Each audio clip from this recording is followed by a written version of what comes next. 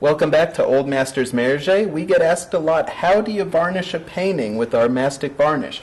Well, you can see the painting right now. It has a lot of dry, dull spots, and so we're going to coat it with a coat of Mastic Varnish to make sure that the surface is even, and it will also protect the painting. It's a semi-gloss, and we start by dipping the brush into the varnish and wiping off the excess. Then we come back and we start at the top. You want to get in a place where you can really see glare off the surface of the painting so that you can tell what you've gone over and what you haven't.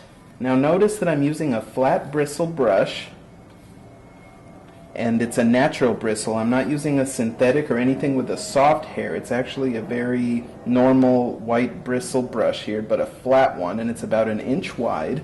We keep dipping back into the varnish and wiping off the excess. And we go over the painting, brushing it on thinly. We're trying to spread it out to get it to cover as much of the painting as we can. And you keep using that glare to show you where you've covered and where you haven't. Now it'll start to set up relatively quickly. So you're not looking to paint over or varnish over these areas a lot of times, because it sets up quickly, and once it starts to set up, you do not want to brush over what you've already done. We dip in for more varnish now. Now keep in mind, you want to wait until your painting is already very dry to the touch before you put this varnish on. You can do that within a couple weeks of finishing your painting. Theory suggests that if you wait longer than 2 or 3 weeks, that you should wait 6 months to do the varnishing.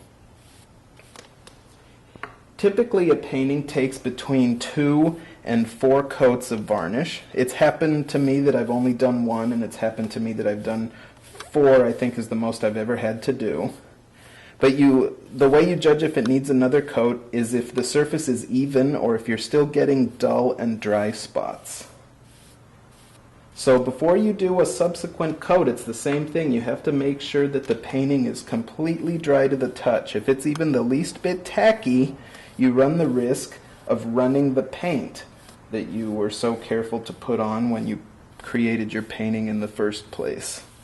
So this looks like a pretty good varnishing. I hope that shows up well on canvas. I was careful to cover the whole thing. It starts to set up quickly, so if you see any dry spots on camera right now, that's just because it's already begun the setup process. But we'll wait another couple days for sure before coming back on it. Thank you very much for joining us.